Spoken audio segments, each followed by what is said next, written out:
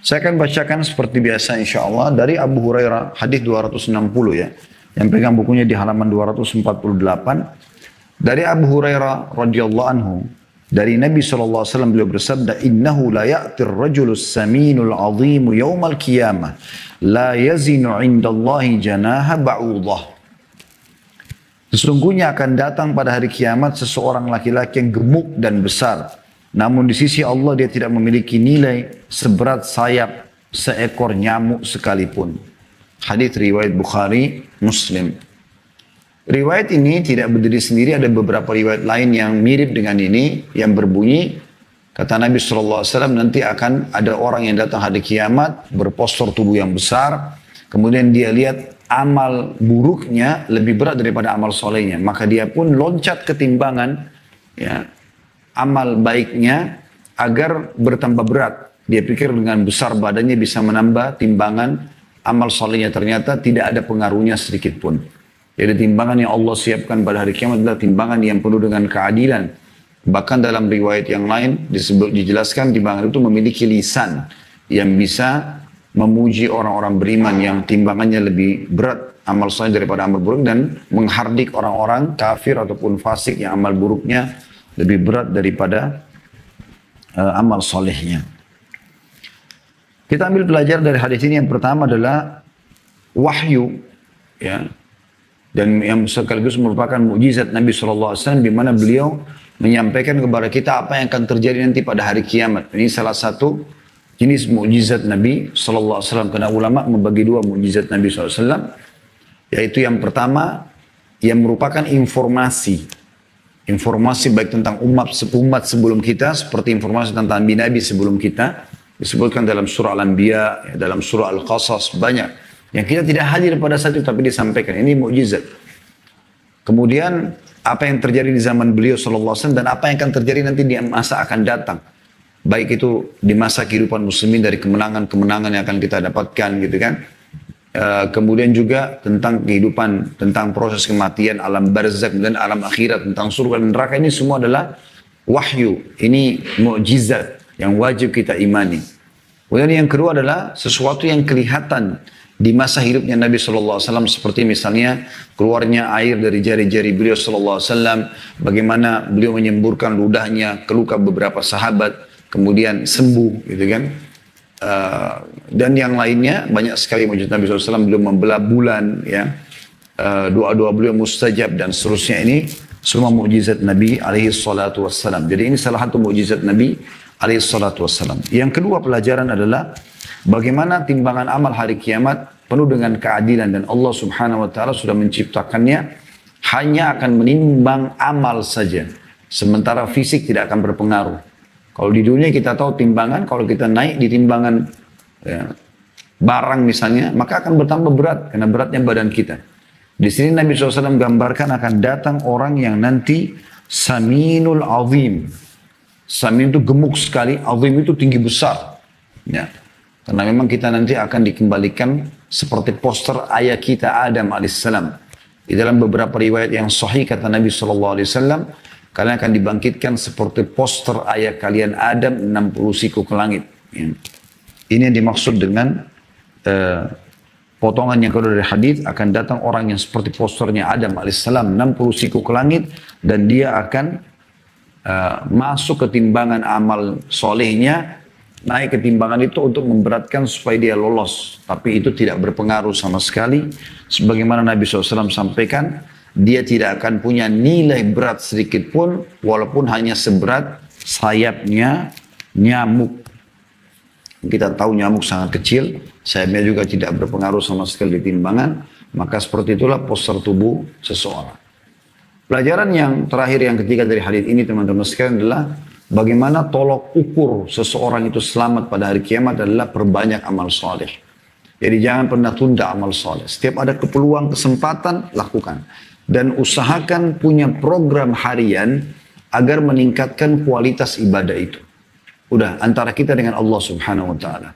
Anda kalau punya permasalahan masa lalu, Anda pernah berbuat maksiat kepada Allah, tugas Anda taubat dan tutupi aib itu. Kemudian Anda perbaiki ke depan. Kalau Anda punya amal saleh, maka selalu tingkatkan kualitasnya. Ya.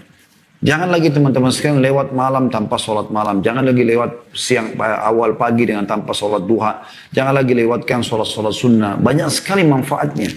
Banyak sekali manfaatnya dan perbedaan dasar antara orang sholat sunnah dengan tidak sholat sunnah itu jauh sekali. Ya, misal kalau kita bicara sholat witir saja. Sholat witir saja. Kalau witir 1 rakaat, ya, sementara si A, misal si A dan si B. Si A sholat witir setiap hari, selama setahun misalnya. 365 hari. Si B tidak sholat witir sama sekali, walaupun 1 rakaat. Kita akan temukan perbandingan mereka. Dalam 1 tahun ada 365 ya, sholat. Ya, 365 sholat. Dan ini bisa saja bernilai, ya, sebagaimana sabda Nabi SAW, sesungguhnya kau tidak, ya, sujud sekali untuk Allah, kecuali Allah akan tinggikan derajatmu dan Allah maafkan kesalahanmu. Jadi dalam hitungan 1 tahun, si A yang sholat witir 1 rakaat, itu memiliki 365 derajat di surga, dan penghapusan 365 dosa dibandingkan si B yang tidak sholat witir, padahal dianggap remeh. Contoh saja, belum kita bicara sholat duha, belum sholat tahajud, belum sholat rawatib, qobliyah dan ba'diyah, itu kan belum sholat taubat, belum sholat uduk, banyak sekali. Jadi ada banyak sekali ragam sholat. Jadi jangan Anda nilai ibadah itu dengan hari itu saja. Oh kan sholat duha ini si fulan teman saya sholat 12 rakaat, saya nggak sholat, nggak apa-apa kan sunnah. Baik 12 rakaat dia kerjakan hari itu. Kalau kali 10 hari, itu kan sudah 120 rakaat. Tambah lagi, ya. Kalau 1 bulan, berapa banyak? Belum lagi kata Nabi SAW tadi, 1 sujud mengangkat 1 derajat dan menghapus 1 dosa. Kalau kita sholat, sunnah 2 rakaat misalnya, kita kan sujudnya 4 kali. 1 rakaat, 2 kali sujud. Kan? 2 rakaat berarti 4 kali sujud. Ya. Berarti 4 kali 12 itu perbandingan derajatnya di surga dan perbandingan pengampunan dosanya. Ya, kan? Kalau kita sholat duha misalnya 12 rakaat. Belum lagi sholat sunnah yang lainnya, kalau kita mau hitung banyak sekali. Oleh karena itu teman-teman jangan pernah menunda amal soleh. Sebagian ulama mengatakan, sibukkan dirimu dengan amal-amal, ya, mengejar keutamaan-keutamaan amal-amal sunnah, maka amal wajibmu akan, ya, terpenuhi. Maksudnya begini, amal wajib itu sudah bukan pilihan, harus kita pilih, harus kita kerjakan. Kalau kita sibukkan setelah amal wajib itu amal sunnah, misalnya kita sholat qobliyah, ba'diyah, baca Quran, zikir, maka ini akan, kalau kita terus kejar keutamaan ini, maka yang wajib lebih kita dahulukan pasti secara otomatis. Ya, ini secara umum ya, sebagian di antara mereka berkata seperti itu. Ya.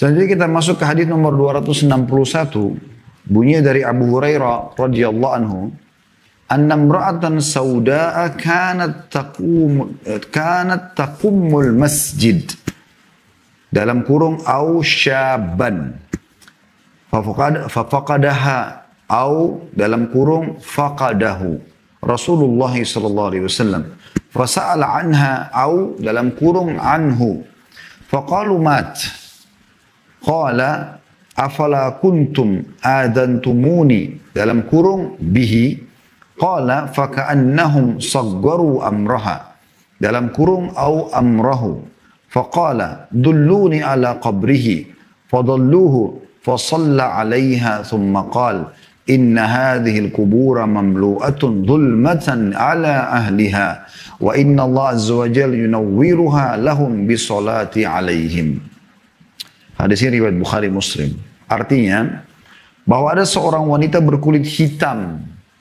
Ya, di sini Imam Nawawi rahimahullah mengangkat hadis Bukhari Muslim ini, para perawi, ya, ada yang meriwayatkan bahwasanya adalah wanita, ada yang meriwayatkan dia adalah pria. Makanya dalam kurung disebutkan atau seorang pemuda atau pria laki-laki.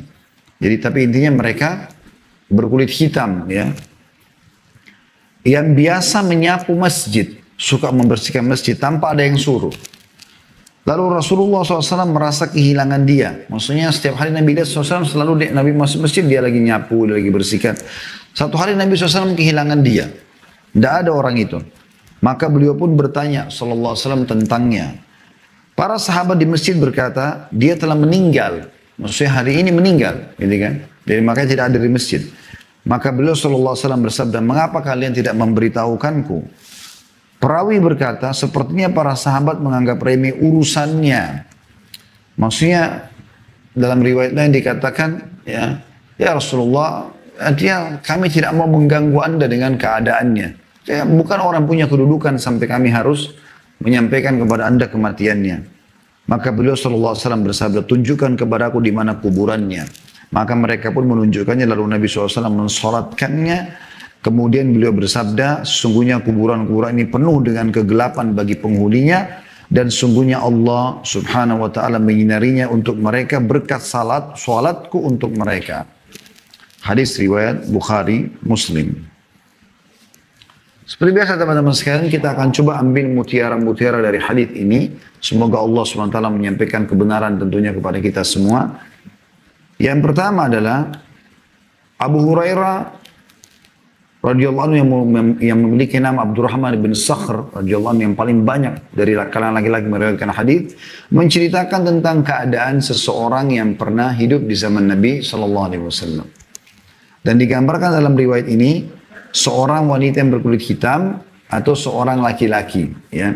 Walaupun kecenderungan ulama hadis lebih banyak kepada riwayat perempuan yang berkulit hitam. Dan mutiaranya di sini adalah perempuan ini ternyata dikatakan dalam hadis takummul masjid. Suka sekali dia membersihkan masjid tanpa disuruh. Jadi dia menganggap itu adalah sebuah hal yang harus dia kerjakan. Dia beramal soleh dengan itu. Dan ini pelajarannya yang kita ambil adalah anjuran dalam Islam untuk membersihkan dan merawat masjid. Ya.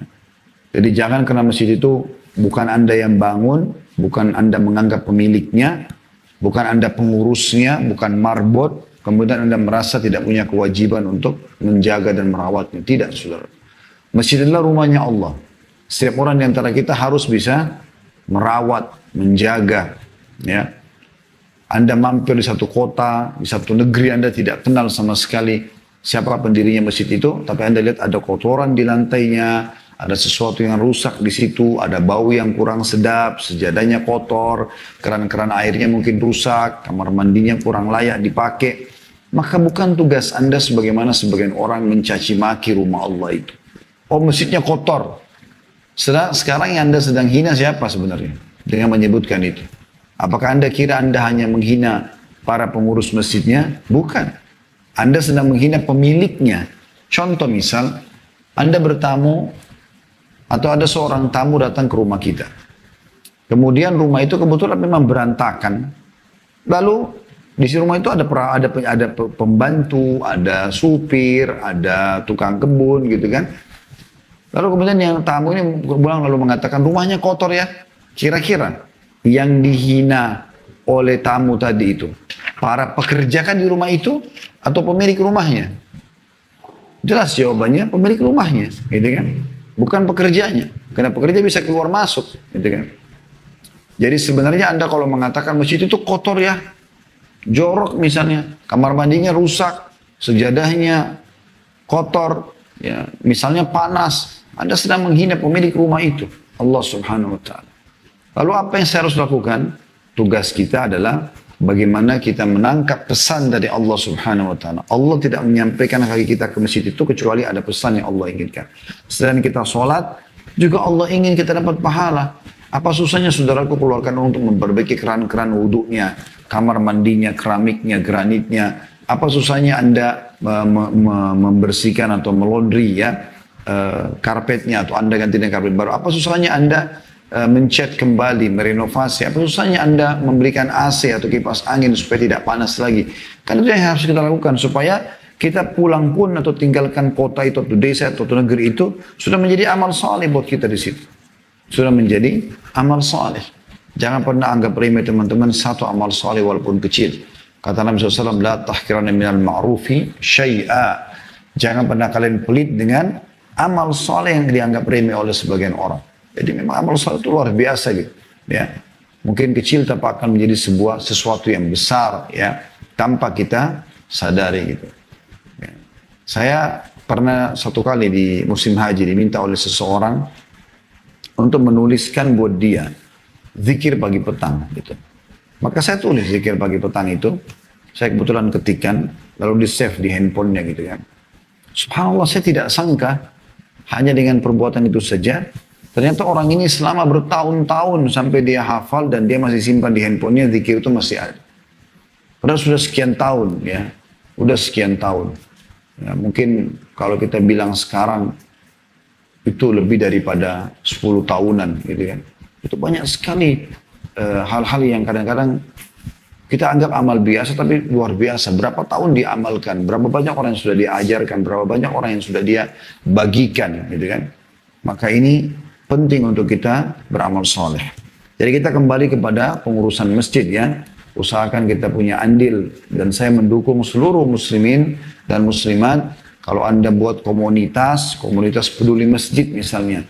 Nah komunitas ini jalan, keliling mencari masjid-masjid, melihat apa yang kurang, membuatkan data. Sekarang Anda bisa kumpulkan para donatur, kemudian mereka beritakan ini ada masjid di sini butuh bantuan sekian. Kita bantukan, renovkan, atau kita berikan ide-ide kepada pengurus masjid. Ya, maaf saya mau tanya gini-gini. Mungkin ada saldo tapi mereka tidak tahu harus diapakan. Kita berikan masukan, kita datangkan seorang yang kita percaya dari muslimin, mungkin kontraktor lalu biar dia merenovasi. Mungkin juga, saya tahu di Jakarta ada beberapa kontraktor, pada saat diberikan program seperti ini, malah mereka tidak mau dibayar sama sekali. Mereka mau cari pahala, mereka yang renov masjid itu. Hanya dengan ide saja kita berikan ide. Berapa banyak kesempatan pahala untuk itu. Jadi butuh pedulian terhadap masjid ini. Ya. Kalau ada kita lihat orang yang kotor, kita berikan nasihat, supaya jangan dia mengotori masjid gitu kan. Jadi ini semua butuh kepedulian kita bersama. Karena ini punya keutamaan tersendiri. Potongan yang kedua adalah faqadaha Rasulullah sallallahu alaihi wasallam fasa'ala anha. Ini mutiara yang kedua yang kita bisa dari hadis adalah Nabi sallallahu alaihi wasallam suatu hari kehilangan orang itu lalu bertanya tentangnya. Ini teman-teman disebutkan oleh para ulama adalah akhlak mulia dari Nabi sallallahu alaihi wasallam. Beliau subhanallah ya, pemimpin kita semua. Suri teladan buat kita semua. Di antaranya bagaimana bisa mengambil hati audiens. Nabi SAW itu tidak pernah luput untuk menanyakan tentang sahabat-sahabatnya. Beliau kalau habis sholat, beliau mencari satu persatu sahabatnya. Dia tahu sahabatnya di masjid. Kalau ada yang tidak hadir ditanyakan, mana si fulan? Kalau mereka mengatakan tidak tahu, lalu ditanya, siapa tetangganya? Ada yang katakan, saya Rasulullah. Kata Nabi SAW, cari informasi tentang dia lalu beritakan kepada kami. Kalau dia sakit, Nabi SAW ajak sahabat jenguk. Kalau dia lagi butuh bantuan, maka dikasih. Gitu kan? Dan segala macam hal. Dan pernah Nabi SAW, atau sering kali Nabi SAW kalau pergi peperangan, sering kali beliau menanyakan bahkan sampai prajurit yang biasa pun. Ya, ditanyakan kepada beliau, Sallallahu Alaihi Wasallam, mana si fulan? Mana si fulan? Kalau nggak salah ada satu orang sahabat namanya Abu Haythama radhiyallahu anhu. Itu di perang Tabuk, ya. Beliau sempat orang ini tersibukkan dengan beberapa kegiatan sampai dia ketinggalan pasukan. Di salah satu titik perjalanan, Nabi SAW sempat istirahat. Lalu beliau mencari tahu mana Abu Haythama, mana si fulan, mana si fulan. Nabi tanya, mana mereka ini? Kenapa nggak hadir? Padahal jumlah pasukan pada saat itu, kalau saya tidak salah jumlahnya sekitar 30 ribuan. Jumlah yang sangat besar, yang belum pernah muslimin sejumlah itu di zaman Nabi SAW. Jadi waktu itu ingin menyerang Tabuk ya. Allah jelaskan panjang lebar di surah At-Taubah masalah ini dan Anda bisa kembali ke kajian sirah kami tentang perang Tabuk. Itu panjang lebar saya jelaskan. Yang jelas Nabi SAW mencari orang-orang seperti Abu Haythama yang mungkin tidak terlalu dikenal ya. Mohon maaf kalau saya keluar di nama, tapi saya ingat saya ini namanya. Nanti insya Allah saya coba pastikan lagi. Yang jelas sahabat Nabi SAW terus melihat ke arah Madinah, walaupun jaraknya jauh, ada nggak sahabatnya yang menyusul gitu kan. Beliau berharap semuanya ikut, karena pada saat itu diwajibkan untuk ikut. Dan sudah masyhur tentang kisah tiga orang sahabat yang akhirnya dalam surah Taubah dimaafkan, diterima taubatnya karena mereka tidak hadir di perang Tabuk. Maka pada saat dari kejauhan ada bayangan. Ternyata ada satu orang yang menyusul. Maka kata Nabi SAW, pastikan dia adalah Abu Haythama. Lalu kemudian Abu Haythama datang. Lalu disambut oleh para sahabat Rasulullah menanyakan kau. Ternyata orang ini prajurit biasa gitu. Sementara siapa Nabi SAW kalau kita mau bicara seperti bahasa orang sekarang ya. Ya, kedudukannya luar biasa. Nabi SAW raja, seorang nabi, dan seterusnya. Tapi bagaimana Nabi SAW tunjukkan tentang akhlak yang mulia ini? Maka sangat pantas kalau seseorang itu menanyakan keadaan tentang orang-orang yang yang memang dia sudah kenal, ya, sehingga dia merasa punya perhatian. Sampai para sahabat itu mengira hampir seluruh mereka mengira bahwasanya mereka adalah orang paling dekat dengan Nabi SAW. Dinukil dari Amr bin As radhiyallahu anhu, beliau karena sering pada saat ketemu Nabi itu guru sapa, Nabi mengobrol sama dia dan segala macam. Maka dia mengira dia adalah orang yang paling Nabi cintai sallallahu alaihi wasallam. Karena di Mekah juga dia punya kedudukan dulu kan.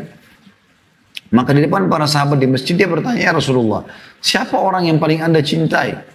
Kata Nabi SAW, "Aisyah." Dia ingin sebenarnya Nabi SAW sebutkan nama dia di depan orang-orang supaya orang-orang tahu kedudukannya gitu kan. Kemudian dia mengatakan, "Ya Rasulullah, dari kalangan laki-laki." Kata Nabi SAW, "Ayahnya," maksudnya Abu Bakar.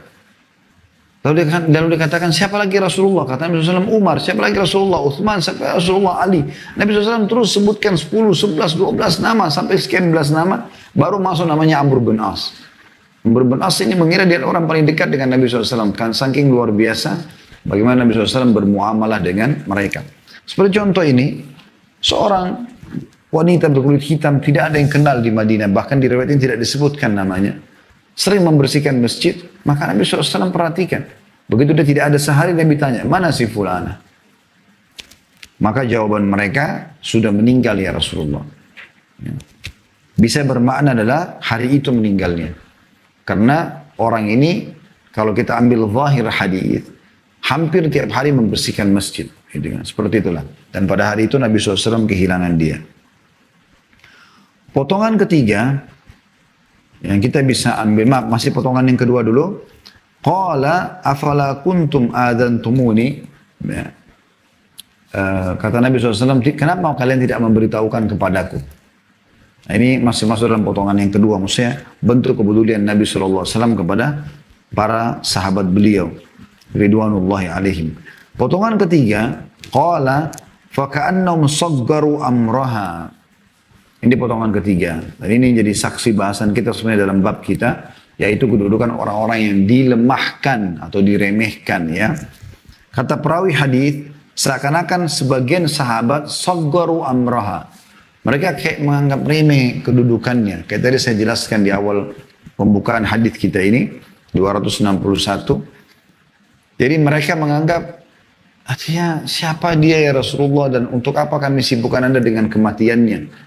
Umumnya muslimin gitu. Dan ini ya hal yang disinggung dalam hadis untuk tidak boleh kita lakukan tentunya ya. Jadi tidak boleh kita anggap remeh walaupun dia adalah orang yang biasa gitu. Kemudian potongan yang keempat adalah faqala, maksudnya Nabi SAW yang bersabda, "Dalluni ala qabrih." Fadalluh wa shalla 'alaiha. Ini potongan yang keempat. Kata Nabi SAW, "Tunjukkan aku di mana kuburannya." Lalu kemudian mereka menunjukkan dan Nabi SAW sholat terhadap jenazah tersebut. Ya. Dan ini dijelaskan oleh sebagian ulama tentang bolehnya mensolati jenazah yang tidak hadir di tempat. Ya, kalau sudah sampai ke kuburan, kalau pada hari itu dia meninggal dan belum disolati oleh seseorang di antara kita. Sebenarnya secara umum sholat di kuburan dilarang. Ya, sebagian ulama mengatakan kecuali memang jenazah yang baru saja wafat, ya, yang belum sempat disolati, itu ada pengecualian sesuai dengan hadis ini. Potongan yang kelima yang terakhir adalah, tentu ini juga potongan keempatnya tentang pentingnya mensolati jenazah ya. Karena kata Nabi SAW, siapa yang mensolati jenazah maka dia akan dapat 1 qirat. Dan siapa yang mengantar ke kuburan sampai selesai dimakamkan dapat 1 qirat lagi. Kata para sahabat, "Ya Rasulullah, bagaimana kadar ukuran 1 qirat itu?" Kata Nabi SAW, "Seperti gunung Uhud." Ya. Jadi mendapatkan pahala besar. Jadi jangan luput dari 4 kali takbir di sholat jenazah. Takbir pertama ya, itu membaca Al-Fatihah tanpa iftitah dan tanpa surah. Takbir kedua membaca salawat kepada Nabi SAW, terutama sholat Ibrahim yang dibaca di akhir tahiyat. Kemudian yang ketiga mendoakan semayat, yang keempat kita salam. Ya. Yang terakhir ya, potongan yang kelima dari hadis, yaitu perkataan Nabi SAW, Inna hadhil kubura mamlu'atun zulmatan ala ahliha. Sesungguhnya kuburan-kuburan ini banyak yang gelap gulita terhadap penghuninya. Wa inna Allah azza wa jalla yunawwiruha lahum bi salati alaihim. Dan sesungguhnya Allah menerangi kuburan mereka dengan salatku untuk mereka. Makna salatku untuk mereka adalah doaku untuk mereka. Dan ini keutamaan yang luar biasa kepada orang-orang sahabat Nabi Ridwanullah alaihim dalam keadaan hidup. Mereka bisa didoakan oleh Nabi SAW dan dalam keadaan mati pun mereka didoakan oleh Nabi SAW. Bahkan riwayat ini menjelaskan kalau ya kuburan mereka menjadi terang benderang kembali dengan doa Nabi SAW. Ini mirip juga dengan riwayat yang lain yang sudah masyhur tentang bagaimana Nabi SAW pernah melewati dua buah kuburan, kemudian beliau mengatakan penghuni dua kuburan sedang disiksa. Ya. Jadi mereka dari kalangan muslimin ya di Madinah. Dan beliau pun memerintahkan agar kalau seingat saya Anas bin Malik dan Jabir bin Abdullah, ada dua sahabat, dua perawi ini diperintahkan Nabi SAW untuk mengambil pelapa kurma. Ya. Batang yang ada daunnya kurma diambil, kemudian Nabi SAW membagi dua dan beliau tancapkan di atas kuburan tersebut.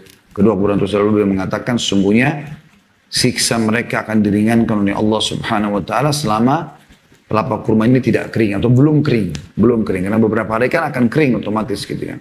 Dan ini hanya terjadi pada Nabi sallallahu alaihi wasallam. Tidak boleh sembarangan ditarik riwayat ini kepada umumnya muslimin ya. Seperti sebagian orang mengatakan boleh sekarang menabur kuburan di bunga di kuburan karena Nabi SAW pernah melancarkan pohon ini, padahal sebenarnya tidak pernah dinukil riwayat ada sahabat yang melakukan hal yang dilakukan oleh Nabi SAW ini, karena mereka tahu itu adalah mukjizat khusus untuk Nabi alaihi salatu wassalam, bukan umumnya orang. Karena kalau semua orang bisa mengambil pelapa kurma lalu ditancapin dan meringankan siksa kubur, maka semua orang bisa lakukan itu. Tapi ini adalah khususiyatun Nabi alaihi salatu wassalam. Ini khusus untuk Nabi alaihi salatu wassalam. Itu pelajaran dari hadis 261.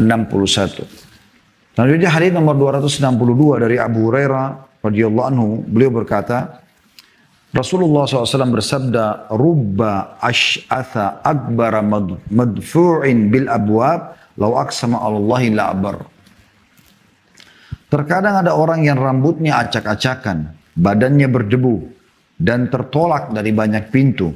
Tapi seandainya dia bersumpah atas nama Allah, niscaya dia memenuhinya. Diriwayatkan oleh Imam Muslim. Teman-teman sekalian, hadis ini perlu digarisbawahi dulu poin pentingnya. Bukan berarti Islam menyuruh kita rambutnya acak-acakan, pakaiannya kotor, ya, berdebu, dan menjadi orang yang ditolak-tolak. Kalau melamar kerja, melamar menikah, bukan itu yang dimaksud di sini.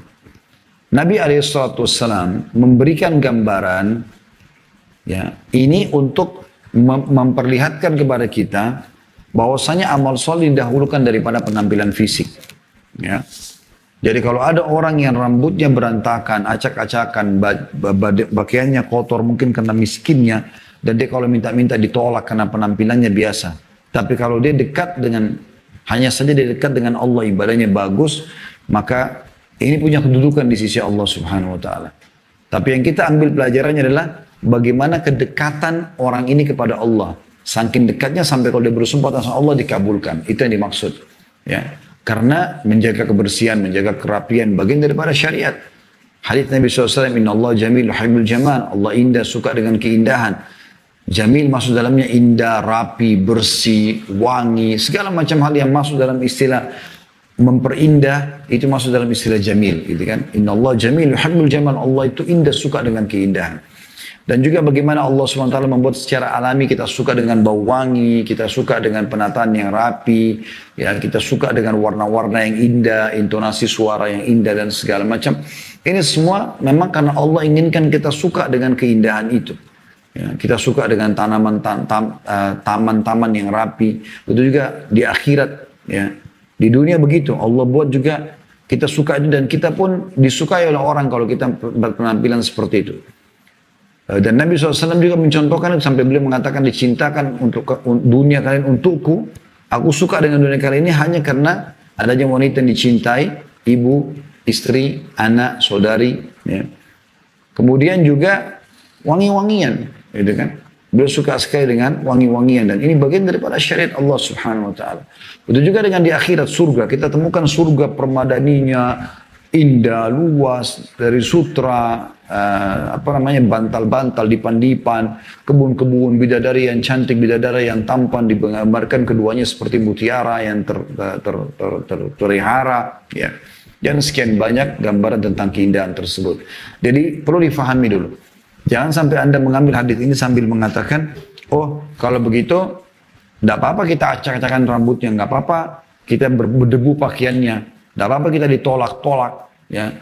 Yang penting kan kita baik hubungannya sama Allah. Bukan begitu memahaminya. Ya.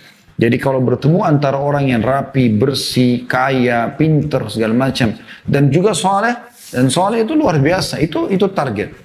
Ya. Makanya Nabi SAW mengatakan manusia ada 4 golongan. Yang pertama, yang paling baik adalah orang yang dikaruniai ilmu dan harta. Sudah berilmu, pintar, tambah kaya. Dan dia menghabiskan keduanya di jalan Allah. Ini manusia terbaik. Dan saya pernah berbagi teman-teman sekalian, jadikan bagian daripada rangkaian doa kita seharian, dalam keseharian, Allah marzuqni ilman wa mala, waj'alni mimman yuhliku ma'ala halaqati fil haq. Atau terjemahnya kurang lebih Anda bisa mengatakan, ya Allah karuniakanlah aku ilmu dan harta, dan jadikanlah aku menghabiskan keduanya di jalanmu. Karena ini manusia terbaik. Lalu kata Nabi SAW, golongan kedua adalah orang yang Allah karuniai ilmu tanpa harta. Dia pintar tapi nggak punya kekayaan. Lalu dia berkata, ya Allah kalau seandainya engkau berikan aku harta seperti si fulan orang yang pertama, aku akan melakukan hal yang sama. Aku akan bangun masjid, rumah anak yatim, bersedekah dan seterusnya. Maka mereka sama-sama pahalanya, kata Nabi SAW. Tapi golongan pertama ini luar biasa gitu. Kaya dan juga pintar. Dan dia menghabiskan kedua di jalan Allah SWT. Golongan ketiga adalah orang yang Allah karuniai harta tanpa ilmu. Kaya raya tapi nggak ada ilmu agamanya. Dia nggak tahu harus apakan duitnya. Dibangunlah diskotik, karaoke, tempat-tempat maksiat. Lalu datang golongan yang keempat, orang yang tidak dikasih oleh Allah harta, tidak juga punya ilmu. Kemudian dia berkata, kalau seandainya aku diberikan seperti yang diberikan oleh si fulan, kepada si fulan, maksudnya orang yang ketiga yang dikasih harta tanpa ilmu, maka aku akan berbuat hal yang sama. Maka kata Nabi SAW, mereka berdua sama dosanya. Sama dosanya. Dari hadits ini kita ambil bahwasanya yang dititik beratkan, lau aqsama Allahi la abar. Saking dekatnya kepada Allah, sampai-sampai kalau dia bersumpah mengatakan, ya Allah aku bersumpah atas namamu, sembuhkanlah penyakitku, mudahkanlah urusanku, sembuhkanlah penyakitnya si fulan, mudahkanlah urusannya, maka Allah akan kabulkan. Ini mirip dengan riwayat yang sebelumnya yang saya pernah jelaskan. Abu Bakar radhiyallahu anhu pernah melewati penghuni Suffa, ya, Ashabus Suffa. Suffa itu teman-teman di belakang rumah Nabi, di belakang masjid Nabi SAW dan di belakang rumah beliau ada tempat milik Nabi SAW itu bisa menampung 300 orang. Di situ sahabat-sahabat miskin, ya yang mau menuntut ilmu, orang kaya pun sering main ke situ, gitu kan, memberikan sumbangan segala macam. Tapi umumnya mereka para penuntut ilmu dan mereka susah hidupnya. Orang-orang yang mampu dari penuntut ilmu mereka tinggal di rumah mereka umumnya. Maka pernah satu kali ada salah satu ashabus suffa itu duduk sambil sedikit melonjorin kakinya ke arah jalan diulurkan lewat Abu Bakar radhiyallahu anhu ajma'in. Lalu Abu Bakar sempat ya kesantuk ya dengan kaki orang itu, lalu Abu Bakar marah dengan orang tersebut. Umumnya kita mungkin lagi jalan ada orang lonjorin kakinya lalu ya kita hampir jatuh lalu marah gitu ya. Pada saat itu Abu Bakar ingin menuju ke masjid Nabi SAW dan ketemu dengan Nabi SAW. Maka Nabi SAW tahu ada wahyu sampai tentang kejadian tersebut. Maka Nabi SAW pun berkata kepada Abu Bakar, hai Abu Bakar, kalau kembalilah dan minta maaflah kepada orang-orang tersebut, karena kau buat mereka marah, maka Allah pun akan marah. Mereka adalah orang-orang yang kalau bersumpah atas nama Allah, Allah akan kabulkan. Maka Abu Bakar pun kembali dan minta maaf kepada orang tersebut. Dan dalam riwayat ini dijelaskan mereka pun memaafkan Abu Bakar ya. Jadi tolak ukurnya adalah bagaimana kedekatan diri kepada Allah SWT. Ini sering saya lihat di fakta lapangannya ya. Jadi sering kali saya lihat di fakta lapangan itu kayak kasus misalnya Azan nih, saya berapa kali kadang-kadang pergi taklim di Jakarta sebelum pandemi. Pagi azan saya mampir satu masjid, mikrofonnya Masya Allah keluar kemana-mana kedengaran, gitu kan. Lalu saya mampir sholat, nggak ada satupun mungkin mobil yang mampir sholat gitu. Di masjid-masjid itu atau di musola itu. Yang ada penjual bakso, penjual gorengan, ya. Orang-orang yang mungkin di mata orang dianggap remeh. Tapi Masya Allah mereka keluarkan kresek dari gerobaknya. Isinya itu sarung dengan kopiah. Bersih, rapi, sholat. Mereka istirahat sebentar. Lalu kemudian mereka dagang lagi. Orang-orang seperti ini jauh lebih mulia dibandingkan dengan orang yang lewat pakai Mercy, pakai Alphard. Yang cuma dengar azan dianggap remeh lalu jalan. Gitu kan? Tapi sekali lagi. Kalau bertemu antara orang yang saleh, saleha, kaya, pinter. Dengan orang yang miskin juga kaya, tentu yang lebih afdal adalah orang-orang yang kaya, gitu kan? Sebagaimana disebutkan dalam sebuah riwayat bahwasanya beberapa sahabat miskin datang kepada Nabi SAW mengatakan, ya Rasulullah, sahabat-sahabat kami yang kaya mendahului kami. Karena kami sholat, kami puasa, mereka puasa. Tapi mereka mendahulukan kami dengan harta. Kami tidak punya harta bersedekah seperti mereka. Beritahukan kami amal yang kalau kami kerjakan, kami bisa mengimbangi mereka. Tapi Rasulullah baca habis sholat subhanallah 33, alhamdulillah 33, Allah Akbar 33. Lalu sahabat miskin mengamalkan. Beberapa waktu kemudian datang lagi mereka. Lalu mengatakan, ya Rasulullah, sahabat-sahabat yang kaya mendengarkan itu. Seakan-akan mereka bilang, beritahukan lagi kami amal yang bisa mengimbangi sedekah mereka. Apa kata Nabi SAW? Diajarkanlah ajaran baru? Enggak. Nabi SAW mengatakan, dzalika fadlullahi yu'tihi man yasha. Itu karunia Allah yang Allah berikan kepada siapa saja yang dia kehendaki. Baik, dua buah hadis yang terakhir. Yaitu hadis nomor 263 dari Usama radhiyallahu anhu dari Nabi sallallahu alaihi wasallam, beliau bersabda, "Kumtu ala babil jannah fa idza ammatu man dakhalaha al-masakin wa ashabul jaddi mahbusun ghaira anna ashaban nari kad umiru bihim ila an-nar." Wa qumtu ala babin nari fa idza ammatu man dakhalaha nisa. Artinya, saya berdiri di pintu surga. Ternyata kebanyakan orang yang memasukinya adalah orang-orang miskin. Sedangkan para pemilik kekayaan tertahan. Tetapi penduduk neraka dari mereka telah diperintahkan menuju ke neraka. Dan saya berdiri di pintu neraka, ternyata kebanyakan orang yang memasukinya adalah para wanita. Hadis ini diriwayatkan Bukhari dan Muslim. Seperti biasa teman-teman, kita ambil mutiaranya insyaAllah hadis ini, semoga Allah berkahi. Potongan pertama adalah sabda Nabi SAW, saya berdiri di pintu surga.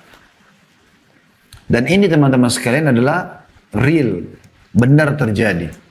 Ya, sebagian ulama mengatakan ini terjadi di kejadian Isra dan Mi'raj, di mana Nabi SAW diperlihatkan itu nyata depan mata beliau.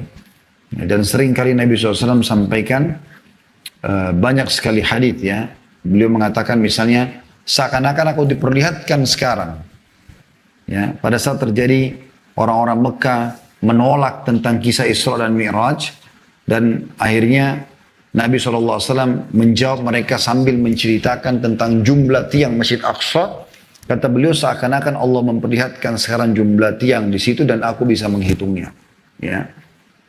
Begitu juga dengan sabda Nabi SAW tentang umatnya akan menguasai dunia di akhir zaman.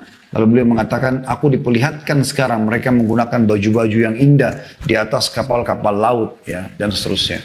Begitu juga sabda Nabi SAW tentang pada saat Nabi Isa AS turun di akhir zaman nanti, dan setelah Dajjal terbunuh keluar Ya'juj dan Ma'juj, maka Nabi Isa AS diperintahkan oleh Allah SWT dan orang-orang beriman pada saat itu untuk berlindung di Gunung Tur, di wilayah Palestina, ya, antara Palestina dengan Mesir.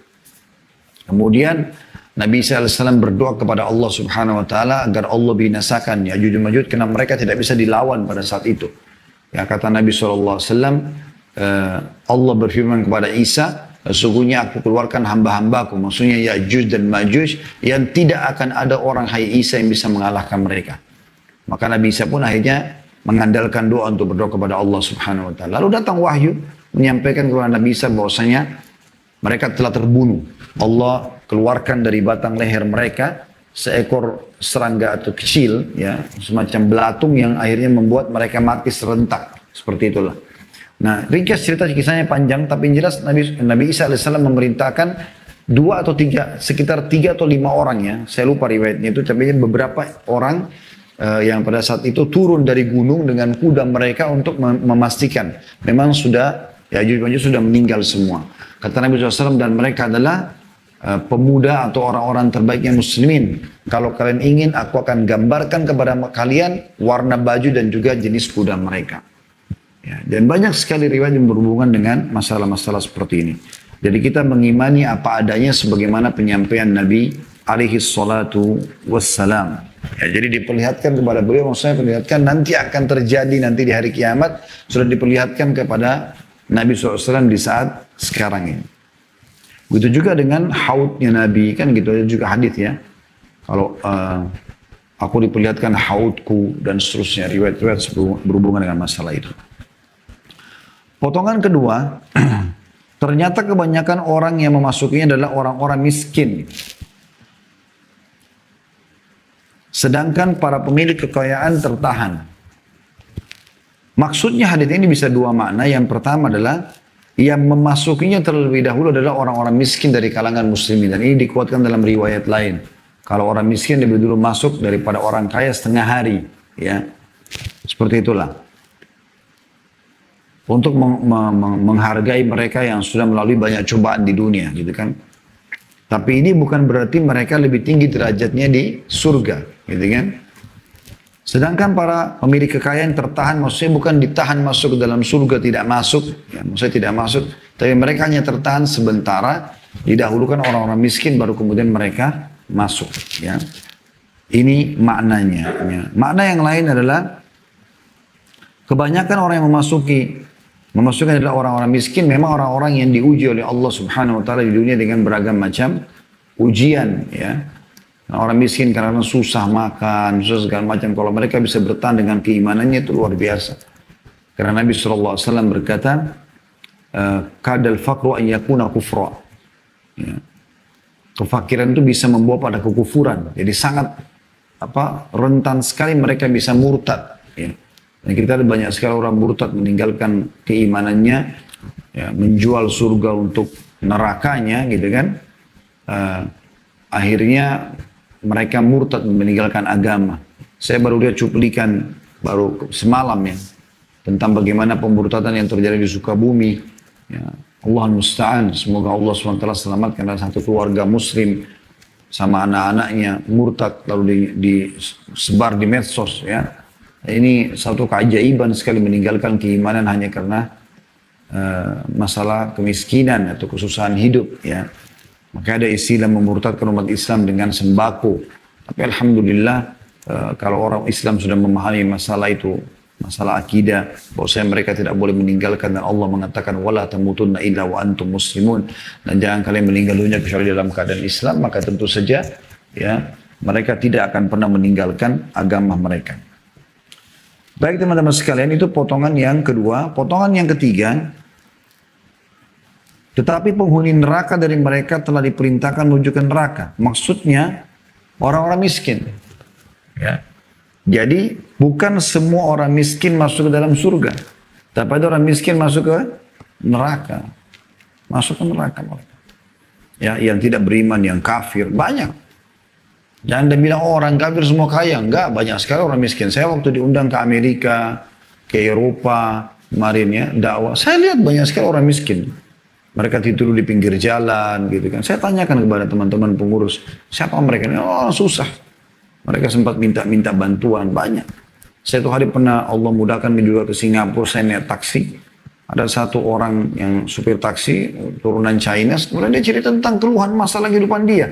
Sepanjang kami keliling di Singapura tuh dicerita tentang susahnya hidup segala macam. Jadi mereka juga ada yang susah. Dan ditambah keburukan karena mereka dalam keadaan kafir.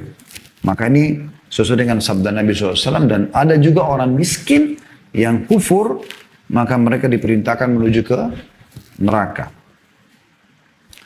Kemudian potongan terakhir dari hadis adalah, dan saya berdiri di pintu neraka, ternyata kebanyakan orang yang memasukinya adalah wanita. Ini sesuai dengan hadis Bukhari yang lain, bahwasanya Nabi alaihi salatu wassalam pernah diminta oleh beberapa sahabat, beberapa sahabiat Nabi, perempuan ya. Mereka mengatakan, ya Rasulullah, sesungguhnya waktu Anda untuk kaum laki-laki banyak sekali. Waktu buat kami ini kapan? Kami minta Anda khususkan waktu. Maka Nabi SAW sepakat dengan para sahabat itu untuk mengadakan satu waktu di mana mereka kumpul, lalu diadakanlah taklim buat mereka, seperti itulah. Tapi ada beberapa sahabat Nabi laki-laki juga yang sempat hadir untuk mendengarkan apa yang Nabi SAW sampaikan. Tapi di antara potongan yang dinukil kepada kita adalah kata Nabi SAW tentang masalah bagaimana siapapun yang antara kalian, hai para wanita yang meninggal anaknya 3 orang masih dalam keadaan bayi, maka dipastikan masuk ke dalam surga atau menjamin dia masuk surga. Ada yang mengatakan, ya Rasulullah bagaimana kalau 2 dari para sahabat yang hadir? Kata Nabi SAW, 2 pun iya. Kata perawi hadis dari laki-laki, kalau ada yang mengatakan di antara wanita itu 1, mungkin Nabi juga akan mengatakan 1 pun begitu. Lalu di antara potongan hadis kata Nabi SAW, dan aku diperlihatkan neraka dan aku diperlihatkan paling banyak penghuninya adalah kalian. Lalu kata para sahabat Nabi di situ, perempuan-perempuan bertanya, ya Rasulullah, kenapa kami? Kata Nabi SAW, karena kalian kufur terhadap perbuatan baik para suami. Perbuatan baik para suami. Dan ini sudah panjang lebar kita jelaskan dalam bab rumah tangga ya. Bagaimana setiap muslimah, kalau dia belum menikah, maka kewajiban bakti pada kedua orang tuanya. Tapi kalau sudah menikah, maka bakti pada suaminya. Dan penyebab utama para wanita mayoritasnya masuk ke neraka selain kekufuran ya, itu adalah bagaimana mereka kufur terhadap atau mereka memungkiri kebaikan-kebaikan para suami. Sampai kata Nabi SAW, seseorang di antara kalian wahai para wanita, kalau suaminya telah berbuat kepadanya 1 abad, banyak sekali waktu, mungkin 100 tahun, lalu dia lihat 1 kesalahan, maka dia mengatakan, aku tidak pernah melihat keburukan, aku tidak pernah melihat kebaikan darimu selamanya. Jadi para muslimah harusnya mengambil pesan penting dari hadis ini, bahwasanya hati-hati. Kalau Anda sudah dikarunia suami, kejarlah surga dari suami itu. Kemas baik-baik suami itu, kejarlah surga dari dia. Kata Nabi SAW, istri manapun ya, yang menjaga 5 waktu sholatnya, puasa Ramadannya, dan melayani suaminya dengan baik, kecuali pada saat meninggal, dibolehkan memilih dari 8 pintu surga yang mana dia ingin masuk. Juga kata Nabi SAW, istri manapun yang meninggal dunia lalu suaminya ridho, merasa kehilangan, maka dijamin baginya surga. Ya, seperti itu. Jadi ini harus hati-hati para muslimah. Ya. Jadi Anda harus betul-betul merendah dengan suami, melayani dia, mengejar surga dari dia. Kita selalu teman-teman melihat siapapun yang kita interaksi dengannya di hadapan kita. Suami kah, istri kah, orang tua kah, anak kah, ipar kah, mertua, tetangga, teman-teman. Siapa saja, orang muslim, orang kafir. Kita harus melihat adalah hukum Allah pada orang-orang ini terhadap kita. Jadi jangan lagi lihat, oh ini istri, oh ini suami, oh ini orang tua. Itu sebagai simbolik. Ini orang tua kita, ini suami kita, ini istri kita. Maksudnya tanda kutip di sini simboliknya. Maksudnya yang kita kejar bukan itunya. Yang kita kejar adalah bagaimana kita mengejar hukum Allah terhadap kita dari mereka. Misalnya orang tua kita bakti karena Allah SWT. Bukan karena takut sama orang tua. Kita berbuat baik sama istri. Mungkin karena perintah Allah di situ Allah amanahkan. Kita baik sama suami. Karena perintah Allah di situ. Kita baik sama teman-teman. Kita mendakwahi orang-orang kafir. Kita bertawun, bekerja sama yang baik dengan orang muslim. Itu semua karena Allah SWT. Jadi jangan lihat siapa mereka, tapi apa perintah Allah pada kita. Dan ini poin penting yang harus kita titik beratkan dalam penutupan hadis. Kemudian hadis yang terakhir teman-teman sekalian, saya akan bacakan dari Abu Hurairah radhiyallahu anhu, dari Nabi SAW beliau bersabda, "Lam yatakallam fil mahdi illa thalatha.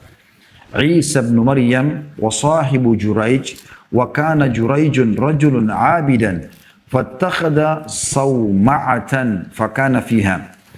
Fa'atathu ummuhu wa huwa yusalli faqalat ya Juraij, faqala ya Rabbi ummi wa salati." فأقبل على صلاتي فانصرفت فلما كان من الغد أتته وهو يصلي فقالت يا جريج فقال أي ربي أمي وصلاتي فأقبل على صلاته فلما كان من الغد أتته وهو يصلي فقالت يا جريج فقال أي ربي أمي وصلاتي فأقبل على صلاته فقالت اللهم لا تمته حتى ينظر إلى وجوه المومسات فتذاكر بنو إسرائيل جريجا وإبادته وكانت امرأة بغي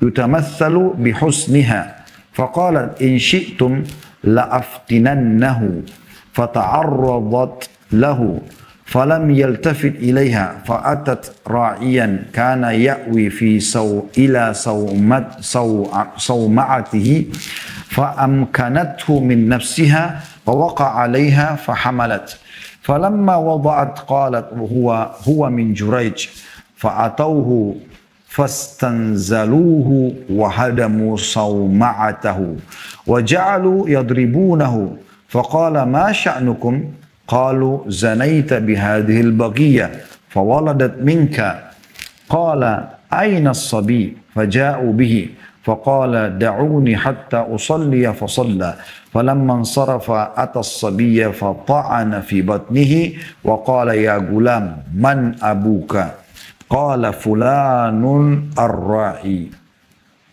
فأقبلوا على جريج يقبلونه ويتمسحون به وقالوا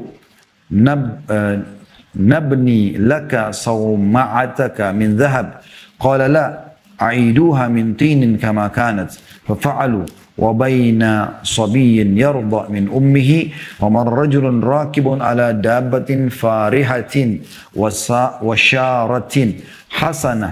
وشارة حسنة فقالت أمه اللهم اجعل ابني مثل هذا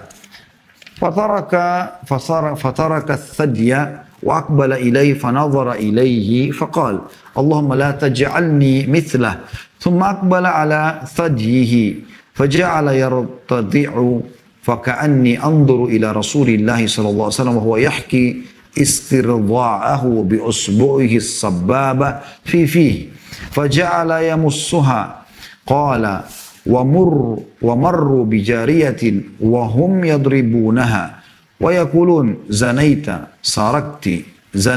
سرقت وهي تقول حسبي الله ونعم الوكيل فقالت أمه اللهم لا تجعل ابني مثلها فترك الرضاعة ونظر إليها فقال اللهم اجعلني مثلها فهنالك تراجع الحديث فقالت مر رجل حسن الهيئة فقلت اللهم اجعل ابني مثله فقلت اللهم لا تجعلني مثله ومروا بهذه الأمة وهم يضربونها ويقولون زنيت وسرقت فقلت اللهم لا تجعل ابني مثلها فقلت اللهم اجعلني مثلها قال إن ذلك الرجل كان جبارا فقلت اللهم لا تجعلني مثله وإن هذه يقولون لها زنيت ولم تزني وسرقت ولم تسرق فقلت اللهم اجعلني مثلها. Hadis ini cukup panjang, saya baca terjemahannya. Kata Nabi SAW, tidak ada yang dapat berbicara pada waktu masa bayi kecuali 3 orang. Ya. Jadi Nabi SAW memastikan ada 3 orang yang Allah izinkan bicara pada masa bayi. Yang pertama Isa putra Maryam. Ini masyhur tentang kisahnya di surah Maryam ya. Nanti akan kita jelaskan insyaAllah itu. Yang kedua seorang bayi. Atau saya langsung syarahkan saja ya. Sambil kita jalan melanjutkan hadis. Isa putra Maryam. Isa dikatakan putra Maryam. Dan ini termasuk informasi yang penting ya. Kita langsung ambil potongan hadis saja. Potongan pertama hadis pelajarannya adalah tidak ada yang dapat berbicara pada waktu masa bayi kecuali 3 orang. Ini adalah mukjizat Nabi alaihi salatu wassalam. Sebagaimana sudah kita tahu, ini adalah informasi dari wahyu yang kita tidak hadir pada saat itu. Nabi SAW pun tidak hadir pada saat itu. Pelajaran kedua, penyebutan tentang 3 bayi yang berbicara ini. Ya. Orang yang pertama Isa putra Maryam. Dikatakan Isa putra Maryam. Maryam adalah ibunya. Kenapa? Karena Isa AS dalam keyakinan umat Islam tidak punya ayah.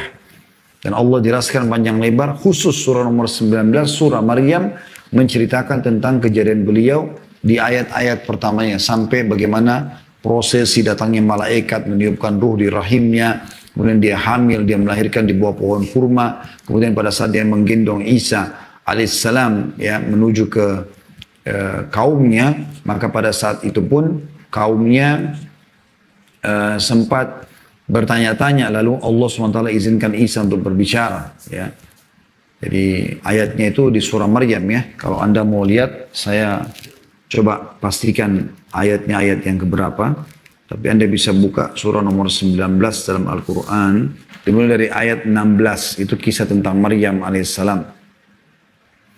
Saya bacakan secara cepat saja. A'udzu minasyaitonir rajim. Wadhkur fil kitabi Maryam idin tabadat min ahliha makanan syarqiyya, dan ceritakanlah kisah Maryam di dalam Al-Qur'an, yaitu ketika ia menjauhkan diri dari keluarganya ke suatu tempat di sebelah timur, Mesir timur Palestina. Sebagian ulama tafsir mengatakan timurnya Masjid Aqsa, ya. Karena dia hidup di sana. Dan Anda kalau baca surah Al-Imran, surah nomor 3, Al artinya keluarga, Imran ayahnya Maryam. Itu kakeknya Nabi Isa. Menceritakan tentang kisah tentang ini juga gitu. Ayat 17-nya fattakhadat min dunim hijaban fa arsalna ilaiha ruhana fatamatsala laha basyaran sawiyya, maka ia mengadakan tabir yang melindunginya dari mereka. Maksudnya dia menyendiri di satu ruangan dan dia beribadah kepada Allah Subhanahu wa taala. Lalu kami mengutus ruh kami kepadanya, ya. Ulama tafsir mengatakan Jibril alaihissalam. Maka ia menjelma di hadapannya dalam bentuk manusia yang sempurna. Ayat 18-nya, qalat inni a'udzu birrahmani minka in kunta taqiyya. Maryam berkata, sesungguhnya aku berlindung daripadamu kepada Tuhan yang Maha Pemurah jika kamu seorang yang bertakwa. Kata ulama tafsir, Maryam alaihissalam berlindung di sini karena takut lihat laki-laki. Beliau belum pernah interaksi sama laki-laki dalam hidupnya, dalam arti kata berdua-duaan gitu kan. Ini tiba-tiba di ruangan dia, di kamarnya, tempat dia ibadah, tiba-tiba ada laki-laki yang tidak dikenal gitu. Maka dia berlindung kepada Allah kalau seandainya laki-laki ini mau berbuat buruk. Maka malaikat Jibril memperkenalkan diri, mengatakan di ayat 19-nya, qala innama ana rasul rabbiki liahaba laki gulaman zakiyya. Jibril berkata, sesungguhnya aku ini hanyalah seorang utusan Tuhanmu untuk memberimu seorang anak laki-laki yang suci. Nah, Maryam alaihissalam percaya langsung. Oh, berarti ini malaikat, ya. Lalu kemudian informasi langsung ditanggapi bahwasanya kau akan hamil. Allah akan meniupkan ruh di rahimmu. Maka Maryam pun mulai berbicara dengan Jibril sambil mengatakan di ayat 20-nya, qalat anna yakunu li gulamun wa lam yamsasni basharun wa lam aku baghiya. Maryam berkata, bagaimana akan ada bagiku seorang anak laki-laki sedang tidak pernah seorang manusia pun menyentuhku dan aku bukan seorang pezina. Dan di sini menandakan kesucian Maryam alaihissalam. Makanya Allah Subhanahu wa taala, kata sebagian ulama, memilih rahimnya ditiupkan Nabi Isa alaihissalam karena sucinya. Belum pernah disentuh oleh laki-laki siapapun kecuali mahramnya, ayahnya. Yang lain sama sekali nggak pernah, gitu kan? Dan ini termasuk ciri bidadari surga. Allah mengatakan dalam surah Ar-Rahman, lam yatimithunna insun qablahum wala jan. Para bidadari surga tidak pernah disentuh sedikit pun oleh para jin dan para manusia. Ini ciri wanita salihah. Mereka betul-betul terpingit di rumah dan mereka tidak disentuh oleh sembarangan laki-laki. Dan dia mengatakan, bagaimana saya bisa hamil? Saya tidak pernah disentuh laki-laki, apalagi saya bukan berzina. Tidak pernah berhubungan biologis gitu kan. Ayat 21 Jibril menjawab, qala kadzalika qala rabbuka huwa alayya hayyin wa linaj'alahu ayatan lin-nasi wa rahmatan minna wa kana amran maqdiya. Jibril berkata, demikianlah Tuhanmu berfirman, hal itu adalah mudah bagiku. Dan agar dapat kami, K-nya besar, kata ganti Allah di situ, maksudnya karena Allah memanggil, menyebutkan kami. Dan kalau Allah mengatakan kami, berarti dilibatkan malaikat. Kalau Allah berkata aku, berarti Allah sendiri di situ ya. Hal itu adalah mudah bagiku, kata Allah. Dan agar dapat kami, para malaikat pun, Jibril di sini tahu, menjadikannya suatu tanda bagi manusia dan sebagai rahmat dari kami. Dan hal itu adalah suatu perkara yang sudah diputuskan. Dia tidak bisa kau tolak Maryam, ini pasti akan terjadi, kau akan hamil. Ayat 22 Allah gambarkan bagaimana prosesi hamilnya Maryam alaihissalam. Fahamalathu fantabadat bihi makanan qasiyya. Maka Maryam mengandung tadi Isa, lalu ia menyisihkan dirinya dengan kandungannya itu ke tempat yang jauh. Jadi dia menyelam, coba keluar, pergi tempat yang jauh sekali. Ya. Itu waktu saya sempat ke Palestina, sebagian orang Palestina mengatakan tempat yang jauh ini adalah Jericho, ya sebuah kota yang subur sekali, banyak pohon kurma gitu kan, digambarkan karena cukup jauh dari Baitul Maqdis. Lalu ayat 23 digambarkan fa'aja'ahal makhadu ila jiz'in nakhlati qalat ya laitani mittu qabla hadza wa kuntu nasyan mansiya. Maka rasa sakit akan melahirkan bayi memaksa ia bersandar pada pangkal pohon kurma. Dia berkata, aduhai alangkah baiknya aku mati sebelum ini dan aku menjadi orang-orang yang tidak berarti lagi dilupakan. Ayat 24-nya fanadaha min tahtiha alla tahzani qad ja'ala rabbuki tahtaki sariya.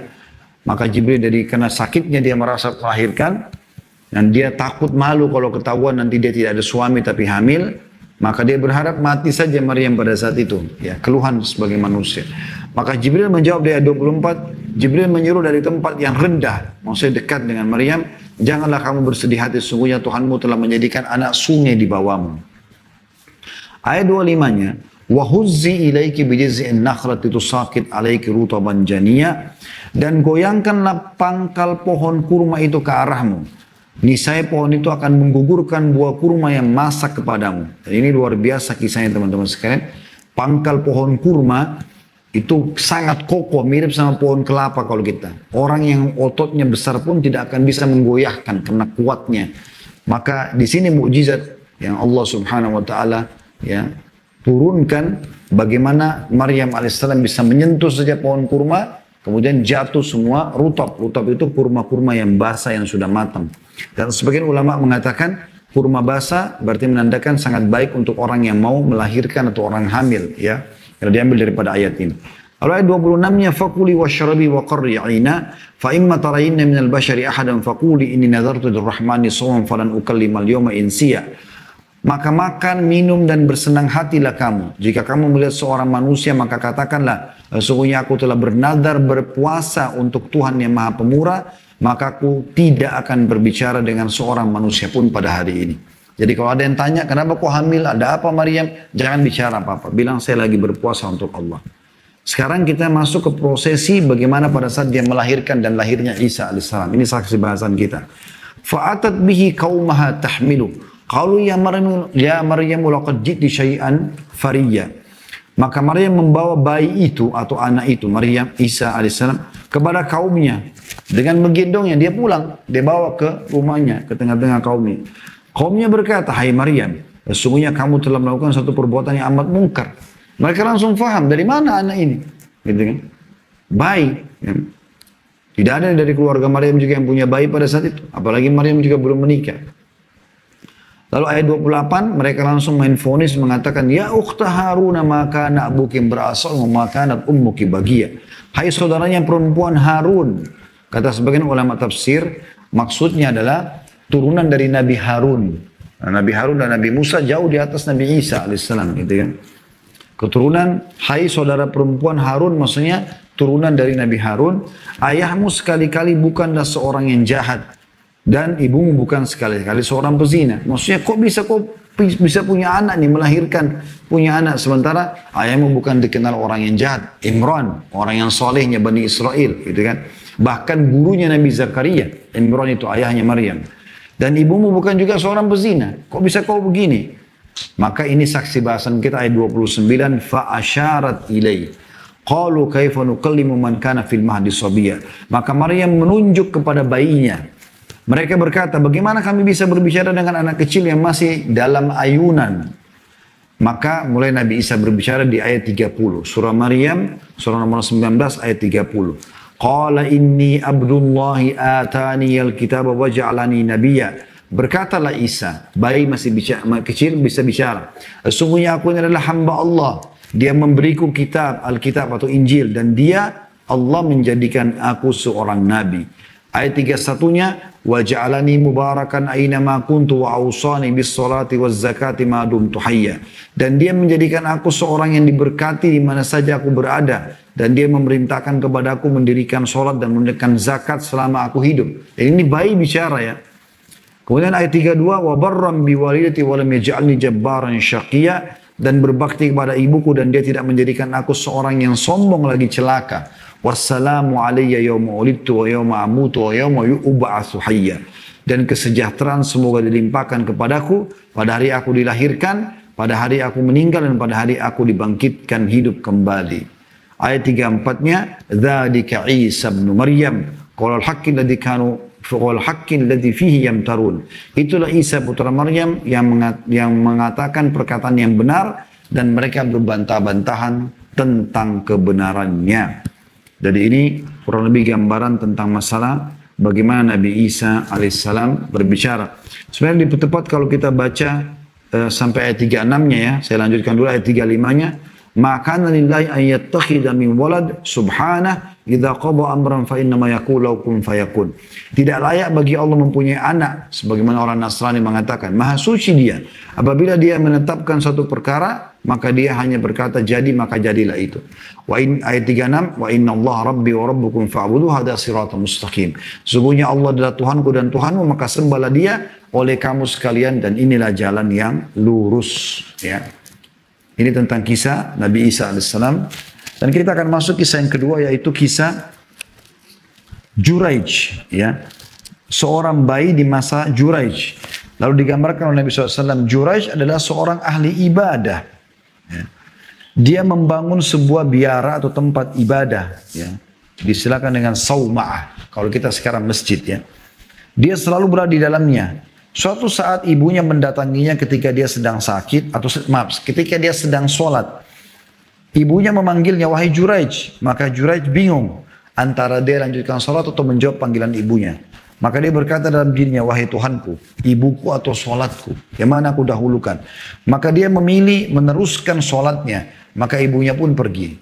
Keesokan harinya ibunya mendatanginya, lalu mendatanginya lagi. Pada saat dia sedang sholat, ibunya memanggil, wahai Juraij. Dia berkata dalam dirinya, wahai Tuhanku, ibuku atau sholatku. Maka dia pun memilih meneruskan sholatnya. Keesokan harinya lagi, ibunya datang yang ketiga kali ketika dia sedang sholat. Lalu ibunya memanggil, wahai Juraij. Dia berkata, wahai Tuhanku, ibuku dan sholatku, atau mana yang aku pilih. Maka dia memilih meneruskan sholatnya. Maka ibunya pun pada saat itu marah, berdoa mengatakan, ya Allah, jangan engkau mematikannya. Maksudnya Juraij, dia doakan buruk anaknya sebelum dia melihat wajah wanita-wanita pelacur. Jadi selama ini dia selalu membuang wajah daripada wanita pelacur. Dan ini pelajaran penting teman-teman, tidak boleh sembarangan ibu mendoakan buruk anaknya. Karena terjadi. Bani Israel pun menyebut-nyebut Juraij dan ibadahnya. Maksudnya memuji-puji. Juraij ini luar biasa. Dia selalu di musallahnya, nggak pernah keluar, ibadah terus kepada Allah. Pada saat itu ada seorang wanita pelacur yang kecantikannya sering dijadikan perumpamaan. Jadi buah bibir di Bani Israel ya. Dia berkata, jika kalian mau, aku akan menggodanya. Aku bisa membuatnya dia berzina. Rusak imannya. Maka mereka pun dalam beberapa kisah yang disebutkan, orang-orang itu mengatakan, kalau kau bisa lakukan, kami akan berikan hadiah. Maka wanita itu menggodanya. Tetapi Juraij tidak meliriknya sama sekali. Jadi orang itu wanita ini masuk ke dalam tempat musallahnya, tempat ibadahnya Juraij. Tapi Juraij tidak lihat sama sekali. Karena putus asa, akhirnya wanita ini mendatangi seorang pengembala yang biasa berteduh di biara Juraij. Jadi begitu turun dari biaranya itu, tempat ibadahnya, ada orang pengembala kambing suka berteduh di situ. Maka si wanita ini menyerahkan dirinya kepada pengembala itu, dan pengembala itu menyetubuinya. Sengaja dia mau berzina dengan pengembala itu. Yang akhirnya wanita itu pun hamil dari hubungan dengan pengembala kambing. Ketika melahirkan, wanita itu berkata, bayi ini adalah anaknya Juraij. Artinya pada saat saya masuk dulu itu, sempat dia menyetubuiku. Maka orang-orang mendatangi Juraij dan memaksanya turun dari tempat ibadahnya, lalu mereka menghancurkan biaranya dan memukulinya. Juraij sempat bertanya, ada apa dengan kalian? Mereka menjawab, kamu telah berzina dengan pelacur itu hingga dia melahirkan anak darimu. Maka dia pun bertanya, mana bayi itu? Ini pelajaran juga perlu digarisbawahi teman-teman, jangan sembarangan main tuduh hanya dengan mendengar informasi. Ya. Karena di sini Juraij belum ditanya sama masyarakat, main langsung gebukin aja, main langsung hancurin tempat ibadahnya. Maka Juraij bertanya, mana bayi itu? Mereka lalu membawa bayi itu. Juraij berkata, biarkan aku sampai aku selesai sholat. Juraij sholat 2 rakaat, minta petunjuk kepada Allah. Kemudian setelah dia sholat, selesai sholat, dia mendatangi bayi itu dan menekan perutnya bayi itu sambil berkata, siapa ayahmu? Maka bayi itu menjawab, fulan, si pengembala itu. Akhirnya mereka pun mengerumuni Juraij, mereka mencium dan mengusap-usapnya, maksudnya minta maaf sama Juraij. Nanti bayi itu bisa bicara. Mereka berkata, kami akan membangun kembali biaramu dari emas. Maka Juraij berkata, tidak perlu, kembalikan saja dari tanah liat seperti semula. Mereka pun melakukan itu. Ini kisah yang kedua dan pelajaran kedua dari hadis yang kita bisa ambil ya, tentang kisah Juraij yang Allah berikan kesempatan untuk ya, membela Juraij dan berbicara di masa bayi. Kemudian kisah yang ketiga sebagai penutup adalah kisah seorang bayi yang ketika dia sedang menyusu kepada ibunya, sedang disusu oleh ibunya, lewatlah seorang laki-laki yang mengendarai hewan tunggangan yang mewah dan berpenampilan bagus. Lalu ibunya berdoa, ya Allah jadikanlah putraku seperti orang itu. Bayi itu langsung melepaskan payudara ibunya. Dia lagi mengisap puting ibunya, kemudian dilepas sama bayi tersebut. Lalu anak itu menghadap kepada laki-laki itu dan memperhatikannya. Lalu berkata, ya Allah, janganlah engkau menjadikanku seperti orang itu. Kemudian bayi itu kembali menghadap payudara ibunya dan mulai menyusu lagi. Abu Hurairah berkata, seolah-olah saya masih bisa melihat Rasulullah SAW ketika beliau mempraktekkan cara menyusui bayi itu dengan mengisap jari telunjuk beliau ke dalam mulut beliau. Jadi memberikan gambaran kalau bayi ini memang sedang menyusui. Beliau bersabda, lalu lewatlah beberapa orang yang membawa seorang wanita yang mereka pukuli. Mereka mengatakan, kamu telah berzina, kamu telah mencuri. Sementara wanita itu hanya mengatakan, cukuplah Allah bagiku dan dia adalah sebaik-baik penolong. Maka si ibu itu berdoa, ya Allah janganlah engkau menjadikan putraku seperti wanita ini. Maka bayi itu langsung berhenti menyusu dan memperhatikan wanita itu lalu berkata, ya Allah jadikanlah aku seperti wanita ini. Maka pada saat itu terjadilah perbincangan antara mereka berdua, si ibu sama si bayi. Ibu lalu berkata, tadi seorang laki-laki berpenampilan bagus lewat, maka aku berdoa, ya Allah jadikanlah putraku seperti orang itu. Tapi kamu malah berkata, ya Allah janganlah engkau menjadikan aku seperti orang itu. Dan sekarang ada orang-orang lewat dengan membawa budak wanita ini.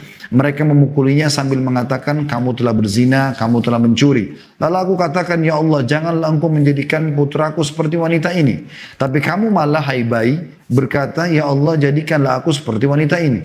Bayi itu lalu menjawab, ya, sesungguhnya laki-laki tadi adalah orang yang sombong. Maka saya berdoa kepada Allah, ya Allah janganlah engkau menjadikanku seperti orang itu. Sedangkan wanita itu mereka katakan, kamu berzina padahal dia tidak berzina, kamu mencuri padahal tidak mencuri. Maka aku berdoa, ya Allah jadikanlah aku seperti wanita tersebut. Ya, hadits ini riwayat Bukhari, Muslim. Ya, pelajarannya adalah bagaimana Allah Subhanahu wa taala mengizinkan bayi ini untuk berbicara, ya, agar menjelaskan kepada kita semua kemahabesaran Allah dan kemahakuasaannya untuk melakukan apapun yang dia inginkan, termasuk membuat bayi itu bisa berbicara. Insya Allah kita akan lanjutkan nanti, pertemuan akan datang, di Rabu akan datang di bab 33, bab bersikap lemah lembut kepada anak yatim, anak-anak perempuan, orang-orang lemah, orang miskin, dan juga orang-orang kesusahan, serta berbuat baik, menyayangi, rendah hati, dan bersikap sopan santun terhadap mereka.